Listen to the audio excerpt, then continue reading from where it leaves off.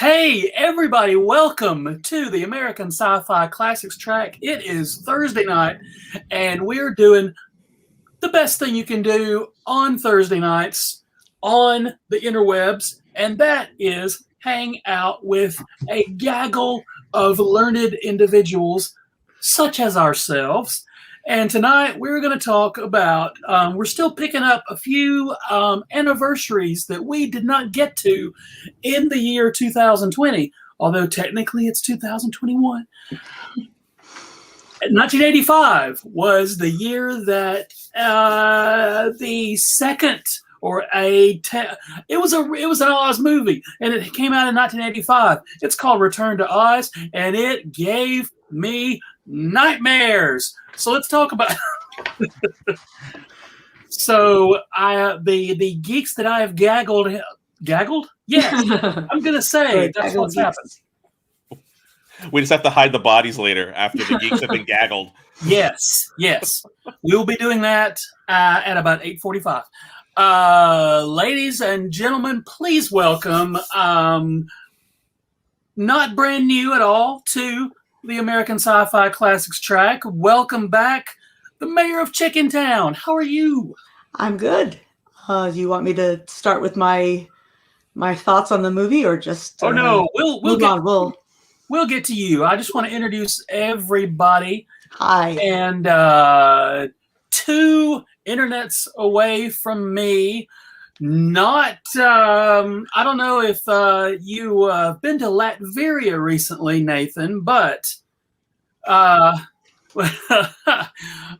ladies and gentlemen, Nathan Loss. Hey, everybody. Yeah, no, that loser, he took my spot on one of the podcasts recently, and was not happy. Recently, and yeah, I'm just going to throw this out there.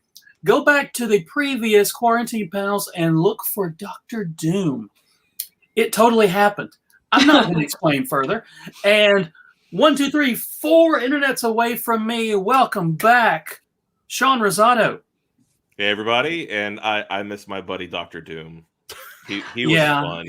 I get it. He was fun. But I do disagree with the Grandmaster of Doom. Terminator 2 is better than Terminator 1. Fight me. Bring it. We'll get there. And 1, 2, 3, 4. Well, one internet south of me. Please welcome back Michael Williams.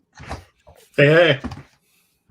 How are you guys? A quick shout out before we get started. Tonight's banner is brought to you by Casey Ryan.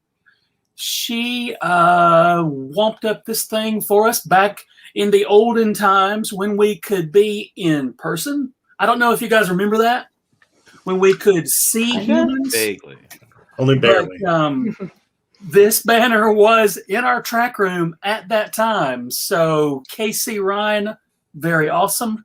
Thank you, ma'am. And we may have a sixth guy coming on. Right now, we just have a blank circle.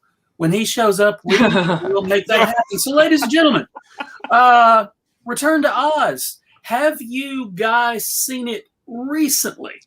Yes. How recently is recently? Yeah, like how recent is recently? I would say in the last few months or the last couple of years. Watch it this past weekend. Oh, okay.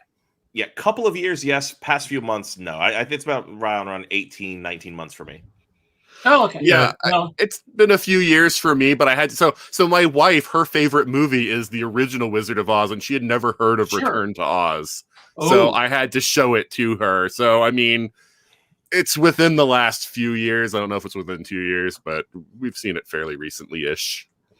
Yeah, one of the several times that we've gotten to see it, I've watched it many times. I watched it in the theater when it came out, but I have seen it at the local art house cinema within the last couple of years. Nice. I saw it in the theaters originally, but I may not have watched it. I know that I saw it, on home video after that, but it's not been in this century that I had watched it until this weekend. There we go. There's Tom. There's our sixth and seventh. I'm a special guest. It's his second favorite movie. Nice. Yes. Say hi. My son Charlie, he's 7, and he has watched Return to Oz now at least 6 to 8 times. That's normal. Yeah. So I was gonna say I was Charlie's age when it first came out, and that's when I first saw it. I saw it live to tape. So, back when it was fresh off the VHS rack, right? And yeah, I know my parents duped a copy. Oops. Right when it came out, and I wore that tape into dust. So I'm with you, Charlie. And also, I'm sorry because that Mombi scene, it still gets me even as an adult. I'm like, Yeah, it's so good. It's such a good movie. We had one of those things where the Disney Channel was doing a promo where you get the free week or the free month or whatever, and we recorded it when we had that. And that was part of the rotation with Star Wars and The Princess Bride and everything else that I just watched over and over and over again. I saw it all the time on the Disney Channel. My dad had the giant satellite dish, so they ran it a bunch. That's awesome. That and Tron was the evening slate for Disney plus DTV. Pair. I knew this existed, and I have no memory of seeing the whole thing, start to finish, until today when I finished. Really? And but we'll get to me. But first, Felicity, tell us your history with the Wizard of Oz and how you come to be an Oz fandom fanatic, if you will. I think technically the Wizard of Oz is my oldest fandom. I grew up in the days when you had to wait for it to come on network TV once a year. I was obsessed with it. I think I had the soundtrack, or it was a record that had most of the movie on it that I would listen to all the time. I had one of these Dorothy Migo dolls. Nice. This is not the actual one I had as a child. This is an upgrade. Yeah. I played with all the Oz Migos. I had a little, gingham dress that I would wear a lot. And the first book that I read by myself that wasn't a picture book was The Wizard of Oz. Yeah, I'm right there with you, Nathan. The funny thing, probably my first exposure to The Wizard of Oz was one of those book and records that they used to have, not with a full soundtrack like what Felicity's talking about, but it's like a little 10-page little booklet that you flip the page with the record, and the record is one of those really small ones. And I had a little kiddie record player, that I could put on, and I had lots of different. There was a Star Wars one, and there's a bunch of them. And so that was probably my first exposure to The Wizard of Oz. And I think I saw Return to Oz before I'd ever even seen the movie, The Wizard of Oz. I remember being very disappointed when I finally saw The Wizard of Oz because, I'd seen Return to Oz first. But yeah, so I wouldn't say I'm a fan of the Oz, because I've never read the books or anything like that, but I'm a fan of this particular movie. The ouvre, just not necessarily all the 7 pieces. Yeah. I had it's been a while since I've read any of the books, but it all kind of came back to me as I was watching the movie. I was like, oh, I remember this. And a cool thing is that the standard the Wizard of Oz characters, Tin Woodsman and the Cowardly Lion, in this movie they look identical to the illustrations in the old time, the old school Wizard of Oz books. That really struck me too. But it's weird if you're expecting the characters from the first movie. Expecting they even move it in time. Version. Because the first movie is set in the 1930s, and this is set at the turn of the 20th century. Yeah, so that's which is what they were when Baum wrote them. It was the early 20th century. It's basically that time period. It's accurate because I think they wanted to follow the books versus what MGM did, which is a great musical as it is, but it's it's kind of more of a almost like tribute to the books than actually how the books are. So Well, and I mean, you have to also remember that what MGM was really known for at that time was they were really good at making motion pictures that were more or less adaptations of plays. So when you watch The Wizard of Oz, I mean, it is glorious in its, artistry, but it is very clearly a stage play brought to life that you can walk through. Which makes sense, which is why the Cowardly Lion looks the way he does in the Tin Man. And they all look like, people inside of costumes. Whereas when we get to the 80s and they're like, well, let's revisit this. And Disney says, let's actually try to make them look like the Baum books. They go for it. And yeah, it's a very jarring thing because you're so used to The Wizard of Oz. It's one of my mom's favorite movies. That's the thing. Yeah. And it is jarring, but I like that they went with the Baum stuff. Now that's my preferred mental picture of them instead of the guys in the costumes. Yeah, we got to give credit to the Creature Shop. Jim Henson's Creature Shop pretty much knocked us out of the park. I mean, you've got Phil Tippett doing, the Gnome King and all the other stuff, but I mean, this is a Jim Henson Creature Shop masterpiece. I felt like, oddly the animatronic, Bellina, the chicken, obviously a favorite of mine, but all the animatronic creatures I thought looked perfect. I thought the Gnome King, the claymation effects looked really, really dated. Charlie, what's your favorite? You like Gump? I love the Gump, and the Gump is a perfect realization of the book. I like the army guy. Like TikTok. You mean TikTok? Yeah, that's my favorite. TikTok is my favorite. Like metal, you like if you stand on the deadly desert, he won't die. Yeah, he can walk the deadly desert. That's correct. That's true. Not alive. Yeah, I showed my little one Return to Oz, and that was the thing. She wasn't really paying much attention to it until TikTok came on, and then it was riveted, So and that was Kevin's reaction too. They it took someone from Well, no, I mean, but TikTok is, when you look at all of the new characters, forget about the original Ozians that we kind of see like their modern counterpieces. I mean, you got some really interesting, folks, Jack and Gump, but TikTok, I mean, he's a metallic Pringles man brought to life. Yeah. I mean, he's amazing, and he's got that World War I helmet. And I mean, he's just such, an interesting looking character. And I love the idea, and of course, this is the book too. Yeah, the mustache and how it talks. I mean, he's so turn of the century. It's Teddy Roosevelt. Yeah, I just love him. You catch anything. Yeah, and you could wind up, of course, his torso, or you could make him walk, or you could turn on his brain. I love that his brain had its own cog. Right. Yeah. I love it when he actually has all his motor functions, but the brain winds down, and then he just starts doing nonsense. And he just how drunk. did it make if TikTok not alive, how did he cry? Well, you wind him up, and he can do all the stuff. Right. Yeah. I love. Yeah, Horror built him that way. Yeah. Well, how did think? Also, they took Jack the Skeleton and turn him Buddy, I'm gonna give you an answer for all of this, and it will apply to almost every fantasy movie you ever watch. If you ever run across a question that you can't answer with logic, it's magic. Yeah, that's right. Yeah, it's magic. It's magic. So, Michael, I really love Gump and TikTok as demonstrations of the fact that Oz is a place that's so alive that even the objects are alive. I realize there are mechanisms within the story for why that is, but it's the sort of place that's so vivid.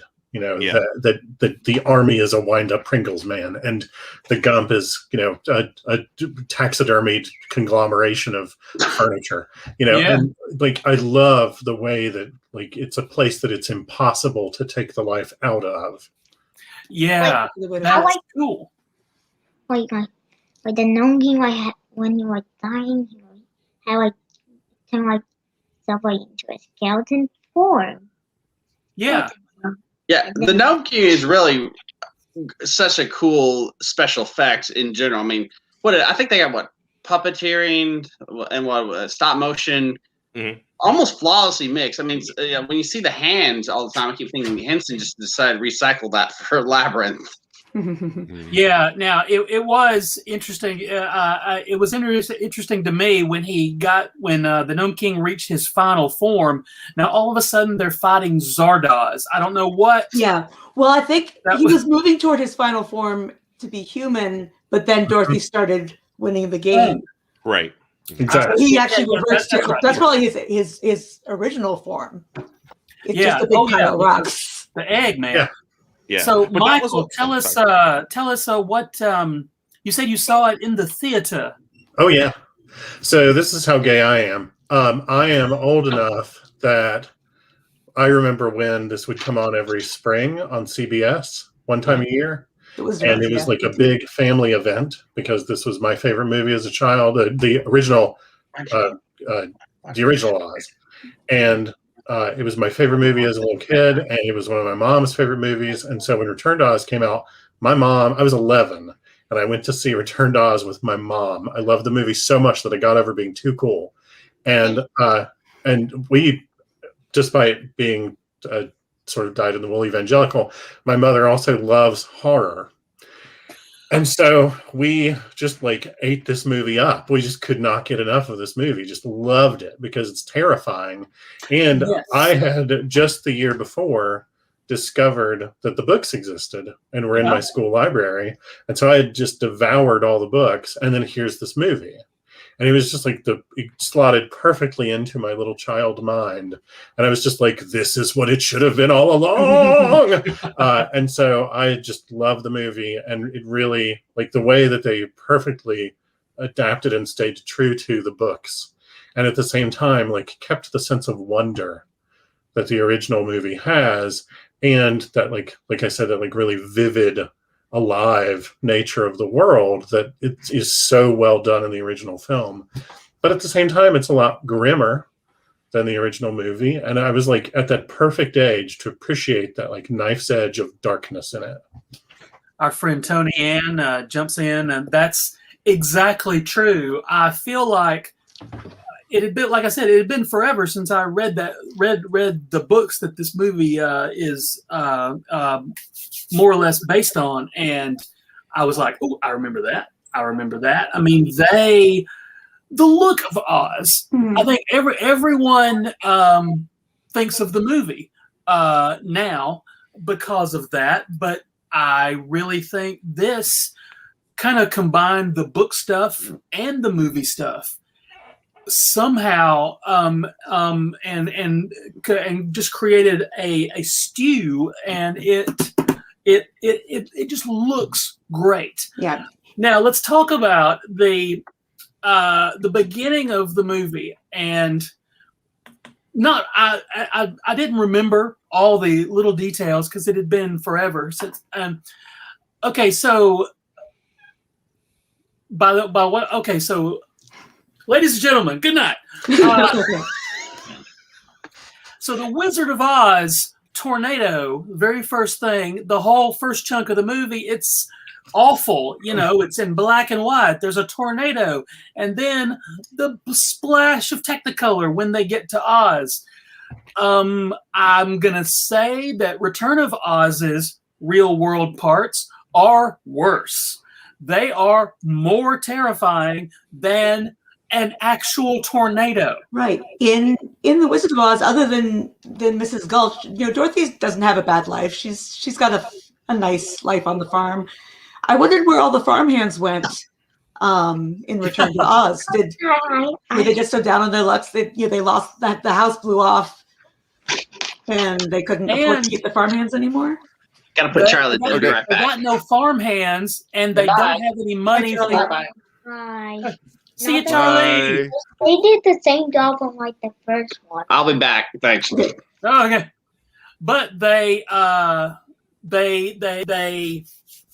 didn't have, things were not going great for the Gale family. For one thing, electric healing? Come on!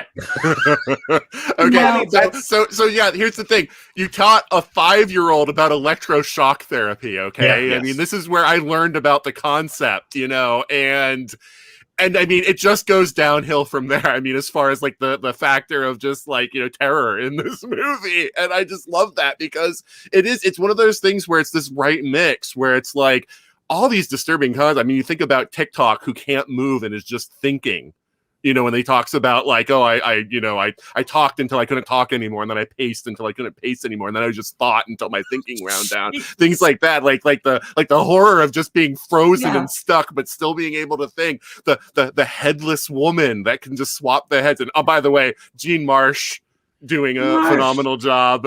You know, this was her year. Willow was around the same time, right? And she was a few years later. Well. Willow was a couple years later, but yeah. This was her decade then. Right. Yes.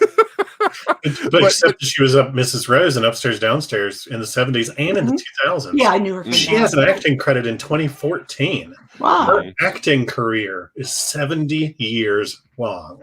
Wow. Yeah, and I mean, until recently she was doing voice work for Doctor Who Adventures with Big Finish. So you know, she had a stroke, I think, a couple of years ago, and she hasn't been doing it since then. But I mean, yeah, she's got a very impressive career.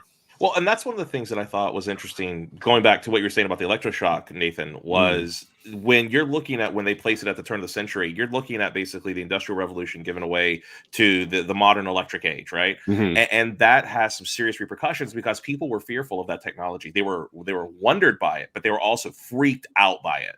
So, of course, the first thing we say, you know, at the turn of the 20th century is, hey, we just discovered electricity. What happens if we run it through somebody's brain? And then you're going to a little farm girl and saying, we're going to fix you because you've been having all of these psychotic breaks because you believe that there are walking scarecrows and stuff. And we're just going to run 150 volts through your freaking brain or whatever. I mean, it's a terrifying concept. Very, very... but the other brilliant thing of this movie is they never answer the question if it's a psychotic break or not, because all the people in the beginning of the movie are in Oz too, and so you never know. And that's the other thing that blew my mind as a kid is Dorothy could very well just be insane, and that concept is just left in there. They never disprove that. Now that is something that's actually, you know, the books are thought to be grim, but that's grimmer than anything in the books because in the books there's no question that Oz is real. Right. And it just takes a while for Dorothy to get Aunt Em and Uncle Henry there with her. They do eventually go settle in Oz. But it's never just a dream. It never even appears to be just a dream. I was waiting on, because it was the 80s and it seemed like something they would do, I was waiting on the coda at the end being, maybe she's crazy after all. But it turns out, okay, technically no. The Ozma is in the mirror, okay, but could still be a hallucination. Yeah. Auntie M sent her to get electroshock treatment, and then that 10-minute seemed like 10-minute segment when the guy was showing her the robot that's going to zap your brain. Look, it looks like it has a little face. It has a little. Isn't that friendly? Yeah. Look, it's got a little mouth, and you could put up the voltage if you move it to the right. And like what the hell? That's one of the things I love about TikTok, because in a lot of ways, TikTok is an embodiment of the fear and trauma of the electroshock therapy, and the antithesis of it, because he's mechanical as opposed to electrical. Yeah, it is one of the more devious and subtle things that they do in the movie that, in my opinion, improve upon the concept of the book. The book, obviously, you move on to different volumes, and like Felicity was saying, it's very clear that Oz is real. But because they didn't know if they were going to make another Oz movie after this, they basically said, well, let's make it, could Dorothy actually be crazy? And of course, this is in that time of the 80s where everything could be a dream, and they never quite want to answer it, right? I mean, seriously, this is Total Recall for kids. It is. This is Total Recall for kids. It's 6 years before Total Recall came out, but it totally is. Like, it's the same freaking Total Recall ripped off Return to Oz. I'm saying it here. You heard it first. But it's the same concept. At the end, basically, Dorothy's like, well, was it all in my head? And, Oz was in... No, I don't know. Yeah. The one nice thing about the mirror thing is that it calls back to something from the books where there's a magic picture in Oz where Ozma can keep an eye on Dorothy. And this is, so in terms of the book adaptation, this really is a mashup between the second and third books. The Land of Oz, Dorothy actually is not in, but it introduces Ozma in a different way. And then in a very different way. Right. Ozma returns. I mean, Dorothy returns in Ozma of Oz and meets Ozma, and a lot of the adventures are from, like, a lot of the characters are from that book, but Jack Pumpkinhead is from Land of Oz. And I think the Gump is too. Yeah, because the whole power of life is used in that book. Yeah. And Mommy is a witch in the second book. The woman who takes off her head is a different character. So they mashed up two different characters to create the Mommy that we see. Yeah. There's apparently another cut of the an early cut of the movie where there are sort of more conversations between Auntie M and Dorothy, where they work really hard to make Auntie M more sympathetic as a character, and they're trying to like emphasize that her concern for Dorothy is sincere, and it's not just that like she wants to make this problem go away. It's that she's really worried and she doesn't know what to do. And at a time when medicine was very mysterious, and especially psychological, like mental wellness and mental health were very mysterious. All right, I'm saying it right now. Release the Auntie M cut. Come on. Because I needed that, because Auntie M basically did a heel turn for me at the beginning of this movie. And then that awful scene where Dorothy is looking out the window and Auntie M is trucking it back to the house in the wagon. She's like, I'm out. Peace. Mm-hmm. Fun casting for that too. Yeah. Right there. But can we talk a little bit about if you, and again, I think most of us saw it when we were young, like, fairly young, possibly in like single digits. I was a teenager. You were a teenager? I was 14 and I had read the book. I had long since read all the books and was very interested in seeing it. Yeah, I was Charlie's age when I saw it. I was like 7, like I said, about 7 years old or so. But I remember when Dorothy gets back to Oz, and Oz is just wrecked. I mean, it's like the Mad Max version of Oz, right? Yeah. I mean, it's just there are yellow bricks scattered around, and it's like little pieces of yellow brick, and it's like, what the hell? Version. And it starts out like Bellina can talk. Oh, look, Bellina's here. Okay, maybe it's not going to be so bad. And then it just immediately, it's just a downward slope. I like the concept of a lunchbox tree where you can just reach up and, oh, look, it's my lunchbox. Well, did you like the part where the trees try to kick your ass? I mean, well, there is that. There is that. And let's talk about Bellina. As I don't want to forget the talking chicken. Oh my gosh, she was my favorite thing. Sassy as hell too. She's my. I wanted a chicken my favorite, so badly. She's definitely my second favorite. And so Kevin brought up a good point. He said, she mentions to Bellina earlier. She's like, oh, if you were in Oz, you could talk. So Kevin immediately said, why can't Toto talk? And I remembered in a later book, it's explained that Toto could talk if he wanted to, but he didn't want to. Yeah.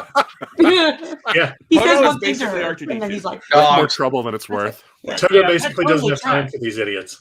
That's one of the reasons why Toto is my favorite character. I ain't got time. He's got Lassie powers. Honest to God, I've always thought that Toto is like R2-D2 from Star Wars. Like R2-D2 has seen everything, and at any given point in all 9 movies, he could just drop the whole story, and everybody go like, "Oh, I get it," and they could save so much headache. But he never does. That's Toto. Toto's like, I ain't drunk. No, you got to figure this out on your own. Grow up, kid. And then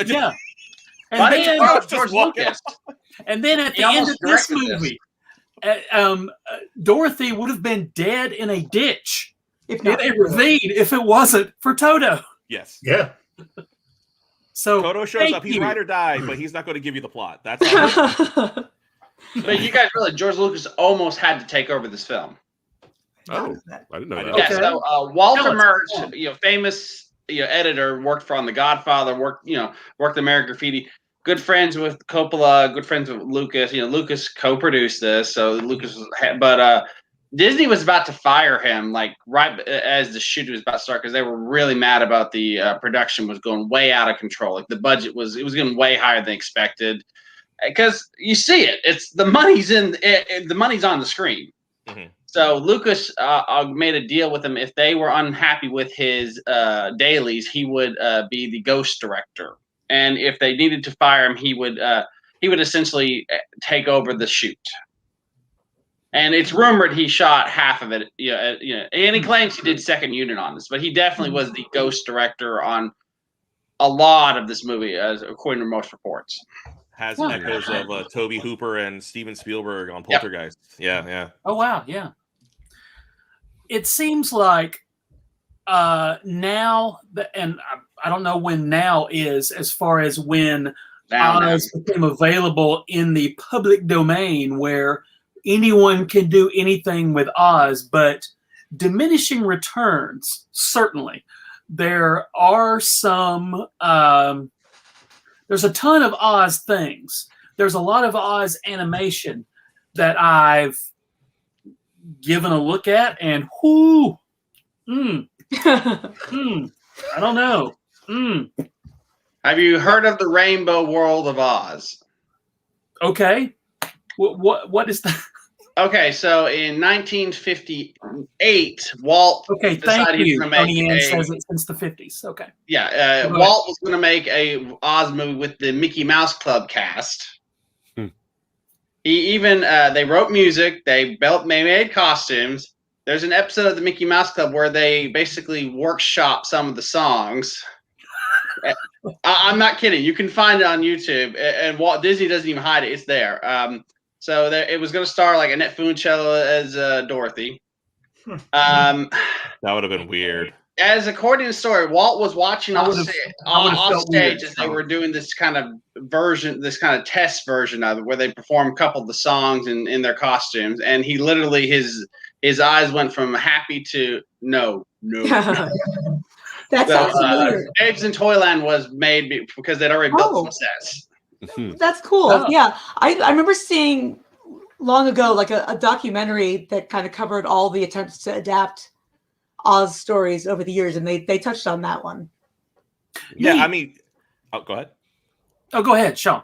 I was just going to say, I think most people don't realize that the classic MGM Wizard of Oz is the third adaptation of that movie. There were two others that happened before the successful one, right? I mean, Wizard of Oz has been adapted so many times. And like you were saying, Joe, it is a diminishing return because, the MGM one landed it so well. It's like, well, we can't remake the Wizard of Oz. And so you have Return to Oz, which, again, phenomenal movie. Every single penny is on the screen. It just freaked people out in 1985. The only other, in my opinion, really successful adaptation has been Wicked, and that's a reimagining prequel. That's. I'm going to say The Wiz. Oh, you know what? Yes, I'll give you that one, Michael. Let's not forget The Wiz. Legit. The Wiz is legit. That's true. Oz the Great and Powerful, I will argue, is fun to watch, but it's lesser. Yeah, but I didn't see that one. I think one of the reasons my wife was horrified by it and does not. She's like, this movie doesn't exist.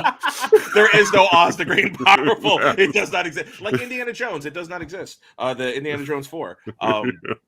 But yeah, one thing I think is probably coming due is somebody's going to get the brass stones to just say, let's do the entire book series as a Disney Plus show or as a it's ripe, and if they do what they did in Return to Oz, where they're really trying to be faithful to the original artist's depictions, it would slay. I mean, it would just completely it in my opinion, would be, a contender for something like a Harry Potter kind of franchise where, kids will be talking about this for decades.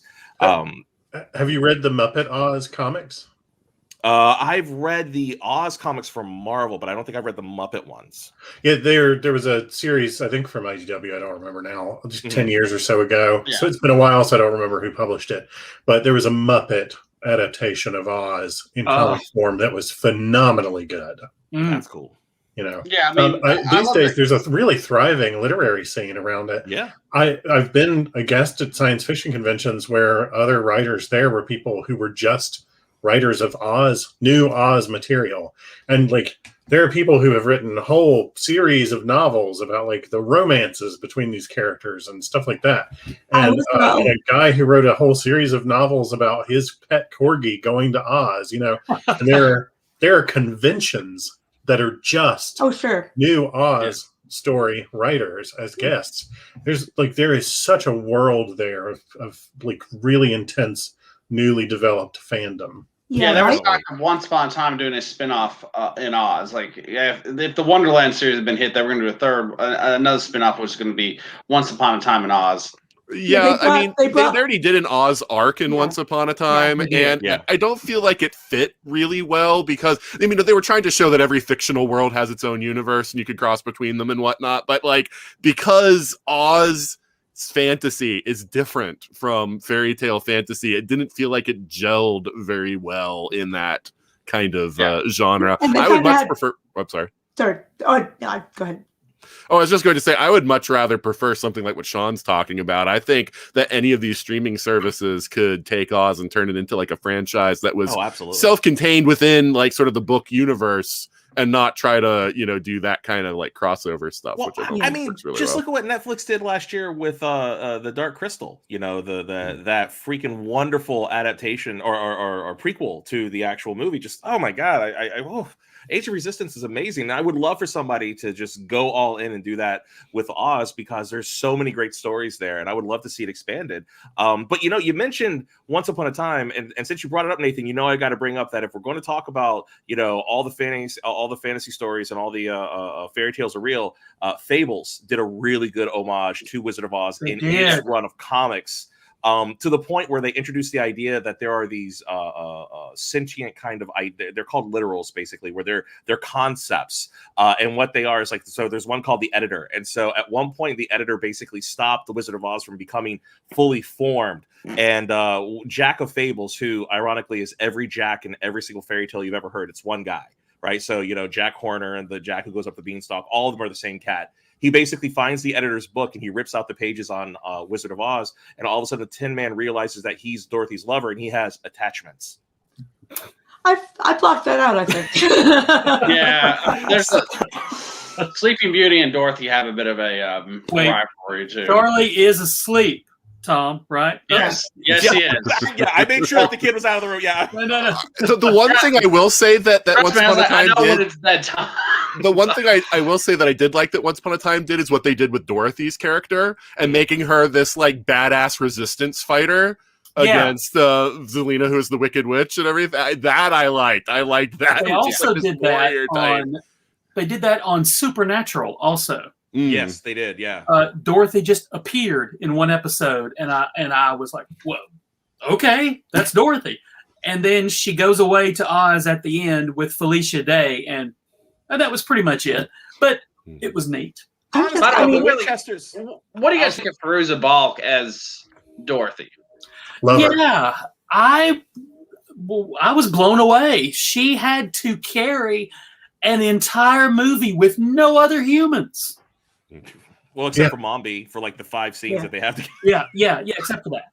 I like her a lot, and I followed her career for quite a while after this. I mean, she did The Worst Witch, which is a cult classic from the 80s. Yeah. And a great movie called Gas Food Lodging, where Ione Skye plays her older sister.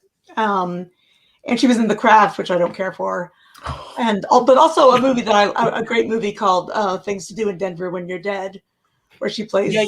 She's like a side character, but. So if I threw out The Water Boy, you just like come over like through the internet and strangle me, like. I did not see that. Almost Famous. I mean, she was an Almost Famous. Almost Famous. Yes. Yeah.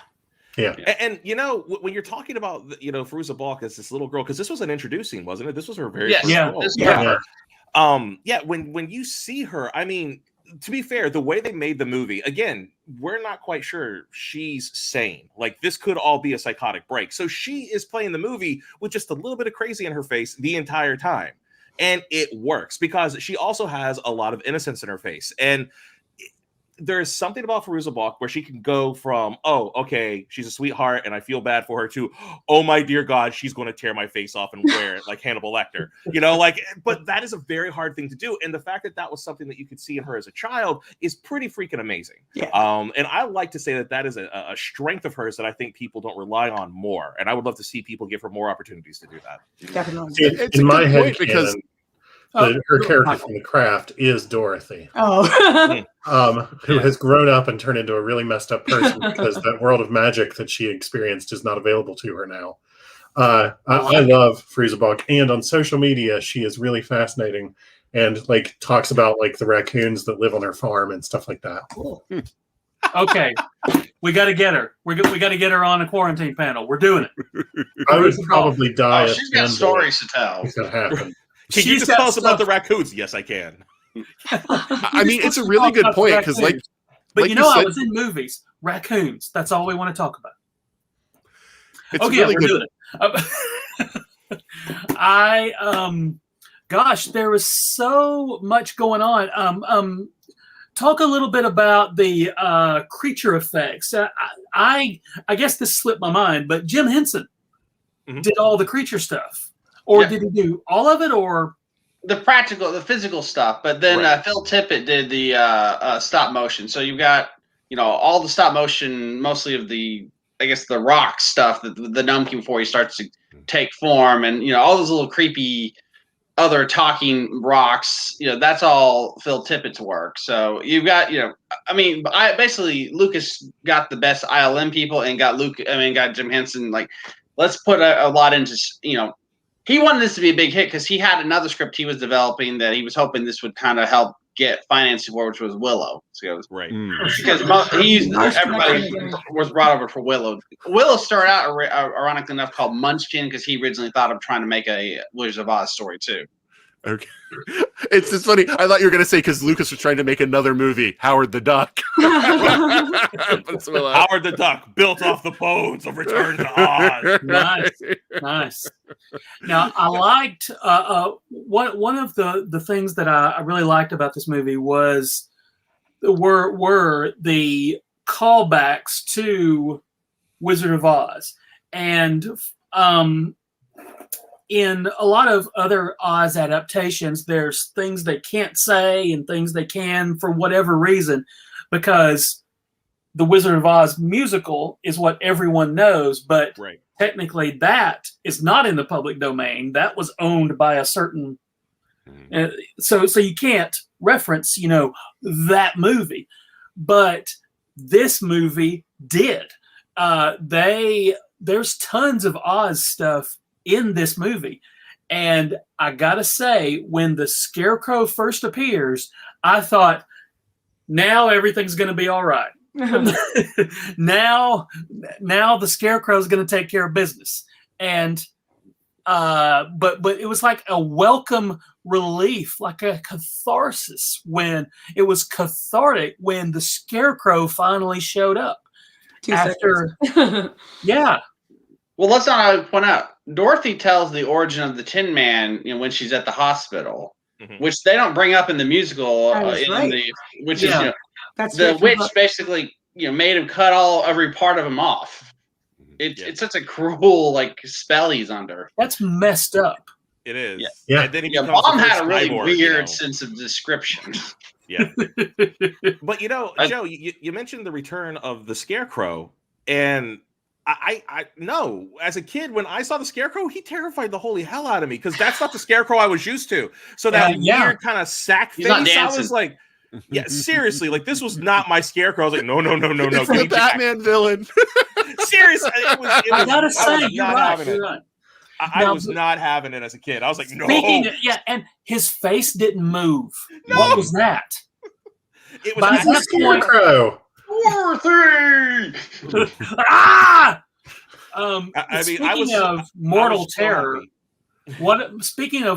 Terror, what about the Wheelers? Yeah. The Wheelers are great. Original creations too.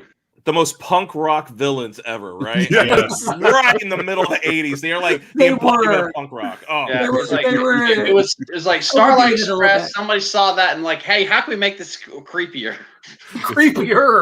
It's a biker gang, but they are the bikes. Yeah.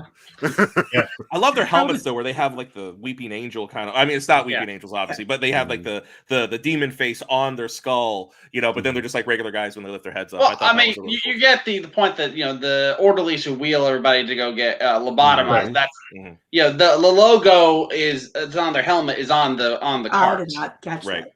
Yeah, it's you watch it so many times. Yeah. Sure. This movie, they put so many Easter eggs in the first 20 minutes that it's it was destined to be well, they'll just watch it over and over again. They'll eventually catch what we're doing. Which right. I know the critics were a little puzzled initially by this film, but It was the 80s, so a lot of stuff puzzled the critics.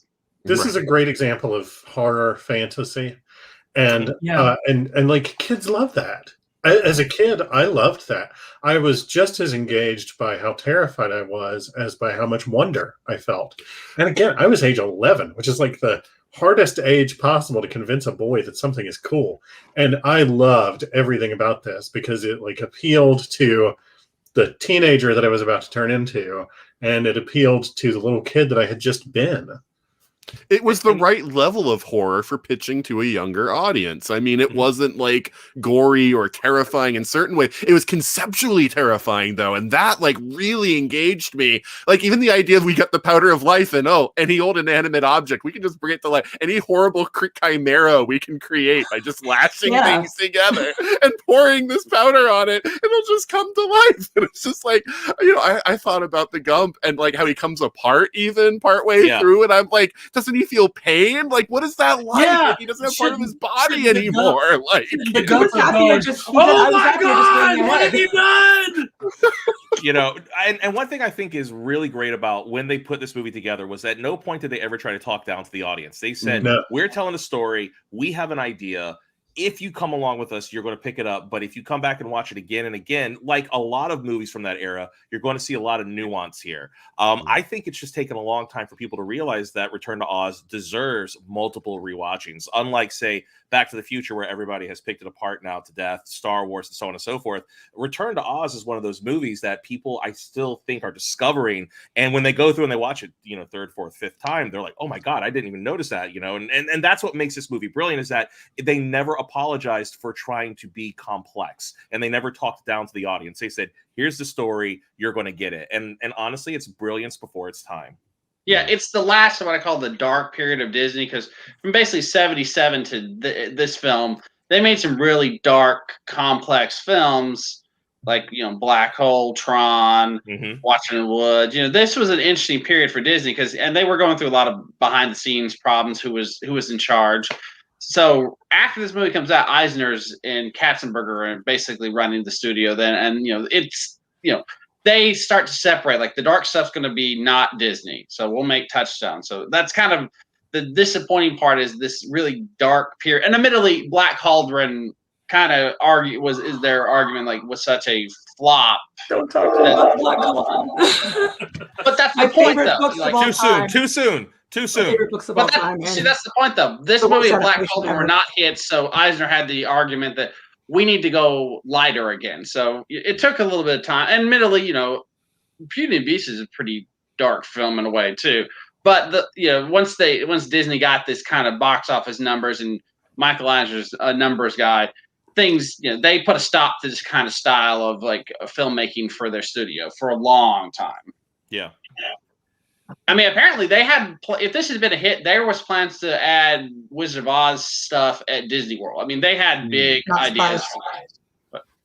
Oh yeah, they monetize everything that they go after. I mean, I wouldn't have been surprised if this had been a knockout hit. We'd have had, Bellina like handbags, which would have been gross, but you know what I'm saying? Like it would have been totally awesome at the same time. But I think TikTok at Epcot. Oh, absolutely. I think that one of the things that Disney's really good at is figuring out a way to cultivate creativity, and if the creativity doesn't pay off in the market, then they try to cultivate new creativity, and that was the problem in the late 70s and the early 80s. I think their creativity would have been perfect now, but in the late 70s, early 80s, people were kind of like, the world's really dark. I need something a little more upbeat. So when they started to move towards Little Mermaid and they started moving towards Oliver and Company, the world really embraced that. And Disney said, well, these are the lessons that we've learned. And now people are like, man, I wish you were doing more stuff like Dark Crystal. So now we're getting stuff like, WandaVision and all kinds of craziness, and it's like, we're starting to see that Disney's really starting to embrace a multitude of creative techniques again. In fact, Nathan, I'm sorry, I think Tom said that Willow was, built off the bones of Return to Oz. We're getting a Willow TV show. I mean, like, praise be, right? I mean, like, I'm ready for it, So I would love for Disney to say, we should go looking back at that Return to Oz thing. That was kind of cool, I think audiences in general have matured also, though, in what they expect out of their movies, and I think that that's part of it, too. This is a movie that was kind of ahead of its time because you couldn't easily put it in a box, like, I'm sure there were parents that were horrified when they saw it. They were like, oh my God, like, Dorothy's going to Electroshock. I like my mother-in-law, because she was over when I showed this to Beth, like, she didn't know what to make of it, like, she was like kind of horrified by it because she knew the Julie Garland Wizard of Oz. She didn't, then this was, really strange to her, right. And so that's the thing. It's and I think audiences have matured now to know that, or to expect things that they don't have to be like pigeonholed into a nice little box of, this is a children's movie, and that means it's going to be like no badness, no darkness at all in it, or stuff like that. And so I think that's part of the change. But look, I'm just saying, if they decide to come back to this and revisit it, and they say, let's redo Return to Oz again, let's just kind of do a cold restart, and let's do Wonderful Wizard, and let's go into, let's just start all over again. When you bring in Mombi, you get Fairuza Balk to play Mombi. That's just, come on. That's how you do that. Like, that is perfect. And you have a nice little full circle there. And I think that would be amazing. Yeah, I think Disney Plus is their way of gauging this. I mean, what I've read, they're tracking really what is getting the most rewatches. Mm-hmm. It's not just Frozen 2. It's they're seeing like they're seeing what's going. I mean, they waited to put the Muppet Show on because they were wanting to track other stuff now, and they had that next week. So it's a Disney seeing what is actually being watched. They love this tool they have now, which is the secret of the streaming metrics. Right. And I have a feeling if this is getting more and more views, and I'm sure it is. I mean, because it's easier for parents to say, "Oh yeah, I remember watching this when I was a kid. Here, let's see if the kid." And the next, just like my son, I didn't know he would sit through it. The electroshock stuff still goes over his head, but you know what? That's fine. The Wheelers don't scare him. He thinks everything else is so cool about this movie. And that's why I wanted him to sit with it, just to show a 7-year-old now. A lot of people think, oh, kids back then won't watch, or kids now will watch stuff from the 80s or anything. No, put it on. They definitely will. And I think Disney's seeing this too. I mean, they would, otherwise they wouldn't have put it in there. When on the first day, it was one of the things in the first kind of like cue, like, hey, you might want to watch this. Mm-hmm. Well, I think also they're taking advantage of the fact and gaining the advantage of the fact that culturally we have let go of the notion that adults have to abandon everything they were interested in as children. Mm-hmm. When this movie came out, it would have been seen as weird for anybody other than a parent taking their kid to see the movie to go see this as an adult. And on behalf of Generation X, I'll just say, you're welcome. We're totally cool with going back and watching the stuff that we loved as kids and being like, yeah, everybody else can take a hike if they don't like it. And so Disney is able to make stuff that would appeal to the people who saw this movie as a child and are still into this stuff in a way that 30 years ago, it just didn't work.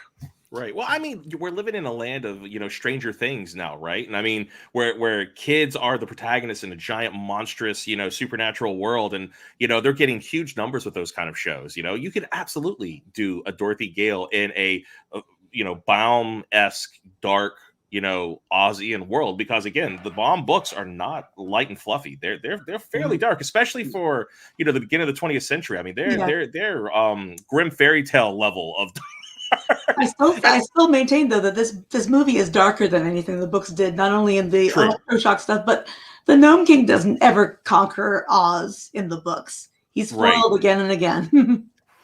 Although, to be fair, he's foiled this time too. Yeah. And one thing I loved about the Gnome King, we talked about the special effects. I think that because it is claymation, when he goes into kaiju mode at the end, when he go with Phil Tippett doing all that with him, I think because he's made of stone, it works in the favor of that special effect. So even though it's dated, you're like, oh, well, he's made out of rock, so I can kind of get behind that. When everything else is practical. But yeah. I've got the book Gnome King in my head, who kind of just looks like a turnip. Yeah, so basically the slippers threw you off instead of him having the belt of power when he shows off his stylish ruby slippers. By the way, notice that dude does not have any problem showing off his lovely ruby slippers. He's like, look at my bling, bitches. And let's also point out it's the ruby slippers in the books. It's the silver slippers. Yeah, so that was an MGM. That was a reference to something for that. Yeah. And you can't just make them Disney silver. Disney actually physically bought one of the slippers. So that if you go to Hollywood Studios, they have it there. Yeah. I mean, they have one of the fewer surviving pairs. So for all we know, those are the same slippers. They could, because there's one there and there's one in the Smithsonian in DC. Yeah. They have a set there. Yeah, but I'm serious. I always love that the Gnome King was just like. I just love that he was like, look at my shoes. Like I love that. Yeah. Why? Yeah. I wanted to touch on, if green screen was working, I was going to show an image of Ozma from the books, because I understand that they made her with blonde in this movie because Dorothy's brunette. In the books, it's the other way around. In the books, Dorothy has like a short blonde page boy cut, and Ozma is this beautiful vision, like Art Nouveau vision. She's got long black hair, and she's got the Oz headband and these big flowers on either side of her head. So she's like the classic Art Nouveau woman. So I have a very strong connection to that image of Ozma, and so I was a little like, this isn't really Ozma, but. Well, I mean, the look of Dorothy is because how George Cukor changed originally in the 1939 version. They put a blonde wig on her, and it looked awful. And they had 4 different directors on Wizard of Oz, and when George Cukor came on, he pulled that off of her. He's like, no, take this. And she had like really baby doll makeup. He took that off her too. He's like, no. So like they made her look exactly like Judy Garland. So that's become like the standard look of how Dorothy should be in American culture versus say just how the book is. Well, and I think that was probably the right call, because when you're trying to play a full-grown woman as a tween girl, that's going to be difficult enough as it is. But if you put her into like the baby doll makeup and the blonde hair, that's almost fetishistic, like that. Yeah. The movie would have come off a completely different way. So I think that they probably had the right call in that movie. And I think they would have fine if they gotten Shirley Temple, which is what they originally tried. They wanted Shirley Temple. Great. Yeah. I think that Judy Garland was treated badly enough on that set anyway that they didn't want to make it even worse. Yeah. They could have made it worse. There was stuff going on with the Munchkins. Completely different panel. Okay, guys. Thank you very, very much for coming and hanging out with us for a few minutes. Next week, we're talking about genre romances. Speaking of Munchkins, I'm kidding. We're not going to talk about the Munchkins next week. But everybody, let's go around the internets and tell everybody where you can be found. Felicity. All right. I am affiliated with the Flopcast, which is a podcast on the ESO network. My husband, Kevin, is one of the co-hosts. He often appears on these quarantine panels. So I'm just kind of behind the scenes person, but you can find me on Twitter at Flopcast. And Nathan. I am the host of the 42 Cast, which is also on the ESO network. It is your ultimate answer to fandom, geekiness, and everything. And it's a rotating cast of people talking about different topics in genre fiction every episode. I'm also one of the hosts of Time Streams, where it's me and my friend Juliet talking about Doctor Who from the very beginning. So check either of those out if they sound interesting. And Shaun. You can actually catch me over on my Twitch channel, which is twitch.tv/popcycled. My wife and I basically make artwork from comic books and all kinds of other great stuff, and we sell it at conventions, and we kind of show you what we're doing. And we also have a number of other shows. We do political stuff. We just talk about movies, whatever. So come by, check it out, and love to see you. And Michael. So I'm Michael G. Williams. You can find me at www.michaelgwilliamsbooks.com. I'm an award-winning science fiction, urban fantasy, and horror novelist, sometimes all three at once. And I'm also the co-host of, because we all talk about our podcasts, I'm the co-host of Arcane Carolinas. We did a video episode for Dragon Con Goes Virtual last year. We talk about weird stuff that you can find on the back roads and by roads of North and South Carolina, and sometimes Georgia. And Tom. All right, okay. You can. I also have a podcast, Good, Bad, and Nerdy Movie Podcast. You can find us on Facebook, fans of Good, Bad, Nerdy Movie Podcast, and also on Twitter. If you thought Charlie was cute, you should hear the podcast he and I did about Return to Oz. So you can find that in our feed.